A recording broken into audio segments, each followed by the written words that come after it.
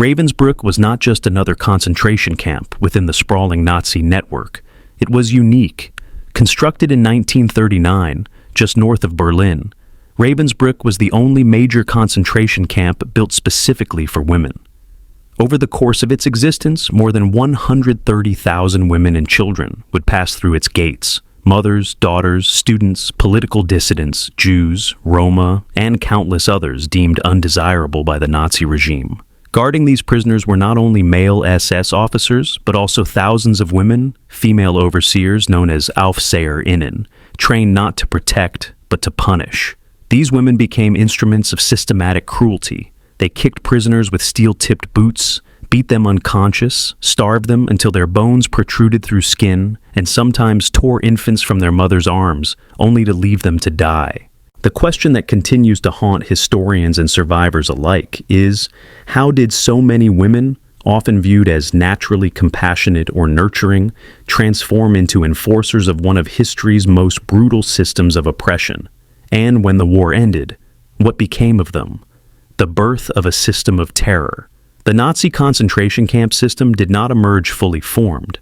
It evolved from small detention centers in the early 1930s into a vast and meticulously organized network of more than 44,000 facilities spread across Europe. Some were transit hubs, others labor camps, and still others death factories designed for industrial-scale extermination. Yet, they all shared one unifying purpose: the destruction of human dignity and life. Prisoners, whether Jewish, Polish, Roma, disabled, or political enemies of the regime, were stripped of identity and reduced to numbers. They were starved, beaten, and worked until death or collapse. By the late 1930s, the Nazi regime had begun to realize that its expanding war and ideological ambitions required an equally vast system of control. In 1939, they constructed Ravensbrück. Its original purpose was to hold a few thousand female political prisoners. But as the war spread and the machinery of persecution intensified, Ravensbrück expanded far beyond that. Women from occupied Poland, France, the Soviet Union, and other territories were deported there. Many were Jews, while others were Jehovah's Witnesses, communists, or even so-called asocials, a vague label that included prostitutes, lesbians, and anyone the Nazi state sought to eliminate. By 1945, more than 130,000 women had been imprisoned in Ravensbrück. Tens of thousands perished from starvation, forced labor, disease, execution, or medical experimentation. Among them were children, born and dead within the barbed wire fences of the camp. The rise of the female SS Guard. As the war dragged on, the SS faced a logistical problem. Male personnel were being drafted to the front lines, leaving a shortage of staff to manage the growing number of camps and satellite facilities. The Reich was stretched thin. The solution was chillingly simple: recruit women. Initially, the SS had not considered women suitable for such roles, but necessity soon changed that. From 1942 onward, recruitment efforts for female overseers began in earnest. The positions were advertised innocently enough through labor offices and newspapers. The job descriptions were vague: office work, camp administration, or supervision of female labor units. The pay was good, food and housing were included, and the uniform offered a sense of prestige and authority within a collapsing wartime economy. For many women, especially from rural, working class, or impoverished backgrounds, this seemed like an opportunity for stability and status. Some joined voluntarily out of ideological loyalty to Hitler or nationalistic fervor. Others were coerced through Germany's wartime labor conscription program. Regardless of how they arrived, once they entered the SS training system, escape became nearly impossible. Orders were absolute, and disobedience could lead to punishment or reassignment to hard labor. Training. Cruelty. The making of an Aufseherin. Ravensbrück was not only a concentration camp, but also a training center, a finishing school for female SS guards who would go on to serve at camps such as Auschwitz-Birkenau, Majdanek, and Bergen, Belsen. Training lasted between 3 to 6 weeks. The curriculum focused less on logistics or procedure and more on obedience, discipline, and ideological conditioning. New recruits were placed under the supervision of veteran guards, women already hardened by years of service in the SS. These senior overseers enforced the Nazi racial worldview with zeal. They taught new arrivals that compassion was weakness, that prisoners were subhuman, and that hesitation in punishment was tantamount to betrayal. Trainees memorized SS regulations, practiced military drills, and learned to obey commands instantly. They were taught to refer to prisoners not as people, but as filth or vermin. Any sign of empathy was met with ridicule or punishment. They also underwent practical instruction, learning to command prisoners, conduct searches, and control forced labor squads. They were introduced to attack dogs, taught to use them as instruments of terror. The dogs were trained to respond to a single gesture or word, often mauling prisoners for minor infractions. The process was designed to strip away individual morality and replace it with unthinking loyalty to the Reich. Within weeks, ordinary young women were transformed into enforcers of a system built on violence and dehumanization. Women of the SS, names that became synonymous with terror. Approximately 3,500 women served as guards across the Nazi camp system, and among them emerged a few names that would become infamous for their brutality. Maria Mandl, one of the most notorious, began her career at Lichtenberg before transferring to Ravensbrück and later Auschwitz-Birkenau. As Oberaufseherin, or senior overseer, she commanded over 200 female guards and tens of thousands of prisoners. Survivors described her as the Beast of Auschwitz. Mandl orchestrated mass selections, deciding who lived and who died, and took particular pleasure in forcing women to kneel on gravel for hours under the blazing sun or freezing snow. Disturbingly, Mandl also organized the Women's Orchestra of Auschwitz, a group of imprisoned musicians forced to play as others were marched to their deaths. Under her, music became a psychological weapon, a grotesque soundtrack to extermination. Irma Grese, barely in her 20s, rose quickly through the ranks at Ravensbrück, Auschwitz, and Bergen Belsen.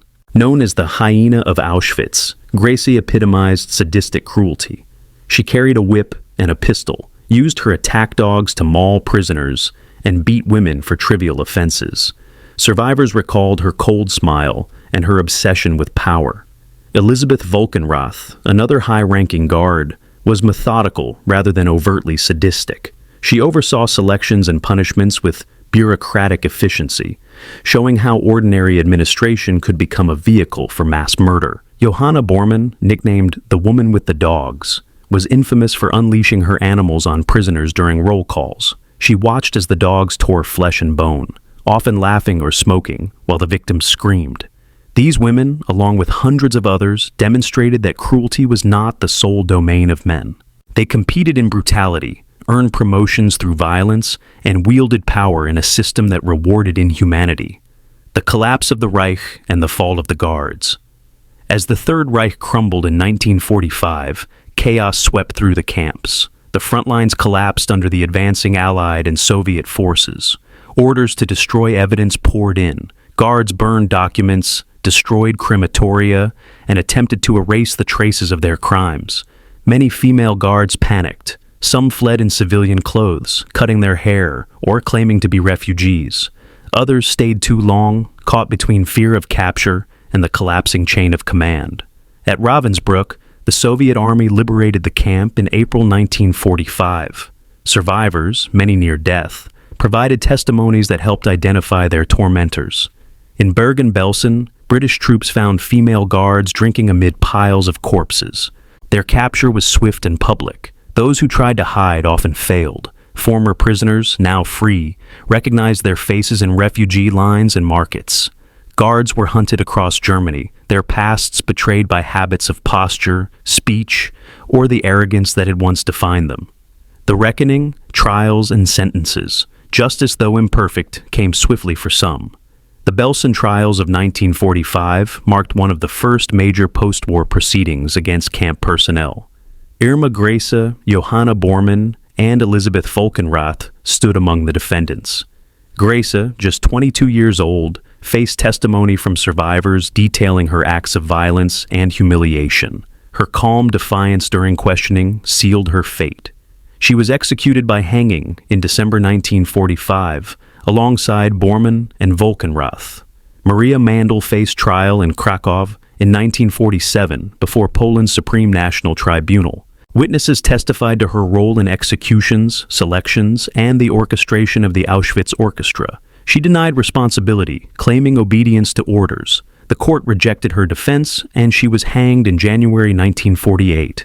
Other guards received prison sentences rather than execution. Herta Ehlert, who served at Ravensbrück, Auschwitz, and Bergen Belsen, admitted to beatings but claimed she was simply following orders. She was sentenced to 15 years, but released after serving only 8.